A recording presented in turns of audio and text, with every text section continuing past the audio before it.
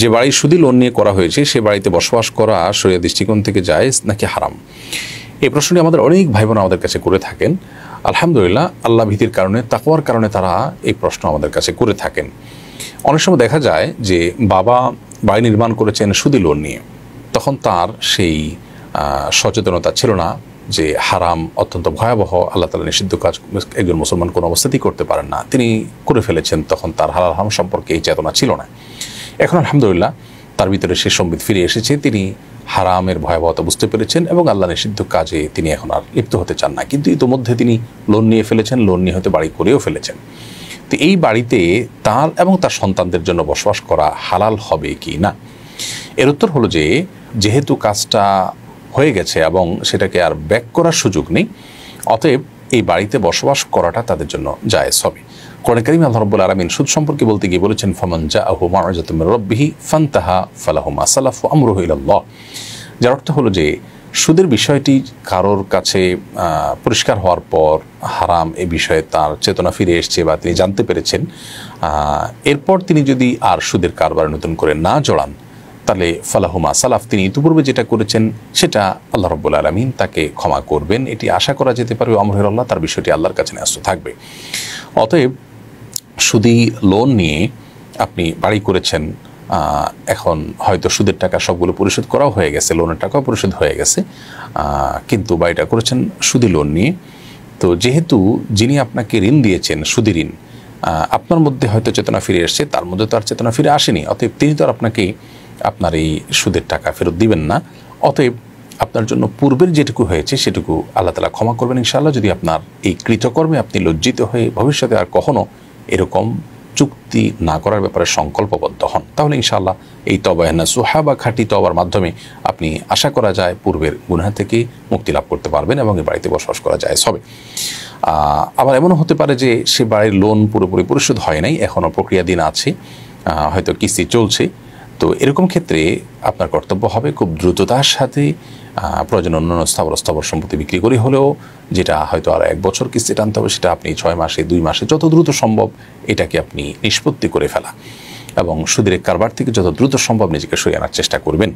এক্ষেত্রেও আপনি যে সুদটা এখন দিতে হচ্ছে, যে কিস্তিগুলো বাকি আছে, সেগুলো যেহেতু অপরপক্ষ যিনি লোন দাতা তিনি যেহেতু সুদের বিষয়ে তার এই চেতনা নাই, হালাল হারাম ব্যাপারে তিনি এরকমটি জানেন না এবং তার সাথে আপনার চুক্তি হয়েছে আর তিনি সুদ না নিয়ে ছাড়বেন না, অতএব আপনি যদি আপনার কৃতকর্মে লজ্জিত ভবিষ্যতে না করার সংকল্প করেন, তওবা করেন এবং শুধুমাত্র এই চুক্তিটা আপনি দ্রুততার সাথে সমাপ্ত করলেন, জাস্ট এটুকু আপনার জন্য জায়েজ হবে এবং এই বাড়িতে বসবাস আপনি করতে পারবেন ইনশাআল্লাহ বিইذنিল্লাহ। বোন আমাতুল্লাহ মারুফ আপনি লিখেছেন, আমার বয়স 26 বছর, অভিভাবকরা বিয়ে না দিয়ে চাকরি করাতে চাচ্ছেন, এক্ষেত্রে বিয়ের জন্য জোর দিয়ে বললে কি গুনাহ হবে, বেয়াদবি হবে? মেয়ে বিয়ের উপযুক্ত হলে অভিভাবক হিসাবে বাবা মার কর্তব্য তাকে বিয়ে দেওয়ার ব্যবস্থা করা। যদি সেটি অভিভাবকরা না করেন, তাদের দুনিয়ার প্রতি আসক্তির কারণে, একজন মেয়ের 26 বছর বয়স হয়ে যাওয়া মানে অনেক যথেষ্ট বয়স হয়ে যাওয়া। আমাদের সামাজিক বাস্তবতায় বিয়ের বয়স অনেকখানি পার হওয়ার পথে বা পার হতে যাচ্ছে। তো এরকম একটি সময়ের পরও যদি বাবা মা তাকে দিয়ে উপার্জন করাবার চিন্তা করেন, পার্থিব চিন্তা করেন এবং তাদের মধ্যে দিনদারিতার ঘাটতি থাকে, তারা বিয়ের গুরুত্ব না বোঝেন, তাহলে সেক্ষেত্রে আদবের সঙ্গে মা বাবার সঙ্গে জোরাজুরি করবার সুযোগ অবশ্যই আছে। এমনকি মা বাবা যদি দিনদারিতার অভাবে তারা যদি বিয়ের গুরুত্ব না বোঝেন, সেক্ষেত্রে মহল্লার ইমাম সাহেব অথবা এলাকার মান্যগণ্য মুরব্বী তাদেরকে অভিভাবক বানিয়েও বিয়ের উদ্যোগ নেওয়া যেতে পারে। অবশ্য বাবা মাকে বুঝিয়ে অথবা আদব লেহাজের মধ্যে থেকে যতটুকু জোরাজুরি করা সম্ভব সেগুলো মাধ্যমে আপনি আপনার এই ন্যায্য অধিকার আদায় করে নিতে পারেন এবং এক্ষেত্রে লজ্জা করবার কিছু নেই। এরপরে প্রশ্ন হলো, আমাদের এখানে একটি কুকুরের খামার আছে, এগুলো বিশেষ জাতের কুকুর, পাহারাদারের কাজ করতে পারে। কুকুরের এই বাচ্চাগুলো ভূমিষ্ঠ হওয়ার কয়েক মাস আগেই বিক্রি হয়ে যায়। আমার প্রশ্ন হলো, এইভাবে কুকুরের প্রজনন করা ও বাণিজ্যিক বিপণনের বিধান কি এবং ভূমিষ্ঠ হওয়ার আগেই বিক্রি করার বিধান কি? প্রথম কথা হলো যে কুকুর আপনার পাহারাদারের কাজে ব্যবহার হয়, এই কুকুর রাখতে বা ক্রয় বিক্রয় করতে কোনো অসুবিধা নেই অতএব এমনিতেই কুকুর প্রজনন এবং বিপণন এটি নাজায়েজ কোনো কাজ নয়। তার বাইরে ভূমিষ্ঠ হওয়ার আগে যে বিক্রি করা হয় সেটা অবশ্য শরীয়ত দৃষ্টিকোণ থেকে জায়েজ নয়। নবী সাল্লাল্লাহু আলাইহি ওয়াসাল্লাম যেটা আমাদের হস্তগত হয়নি এখনো, সেই জিনিসটি বিক্রি করতে নিষেধ করেছেন। অতএব সেই জায়গা থেকে ভূমিষ্ঠ হয়নি সেই বাচ্চা অর্থাৎ গর্ভে থাকা বাচ্চা এটি বিক্রি করা জায়েজ নয়। এরপরে প্রশ্ন হলো, সম্প্রতি মেট্রো রেলের বিয়ারিং পড়ে এক ব্যক্তি মারা গেছেন। সরকার নিহত পরিবারকে 5 লাখ টাকা দেওয়ার ঘোষণা দিয়েছে। দুর্ঘটনায় নিহতের পরিবারকে ক্ষতিপূরণ দেওয়ার বিধান ইসলামী দৃষ্টিকোণ থেকে কি, দিলে তার পরিমাণ কেমন হওয়া উচিত? একজন মানুষ যদি কারোর কোনো অনিচ্ছাকৃত কাজের কারণে মারা যায়, যেমন এই যে রেলের বিয়ারিং পড়েছে সেটি পড়ে মারা গেছেন তিনি, এটি ইচ্ছাকৃত না, অনিচ্ছাকৃত, এবং এর দায় রেল কর্তৃপক্ষ সন্দেহাতীতভাবে নিতে বাধ্য। অতএব এই কর্তৃপক্ষ মানুষটির তার যে জীবন চলে গেল এর জন্য রক্তমূল্য দিতে, যেটাকে দিয়ত বলা হয় শরিয়ার পরিভাষায়, এটা দিতে তারা বাধ্য। এই রক্তমূল্য হলো 100 উটের মূল্য।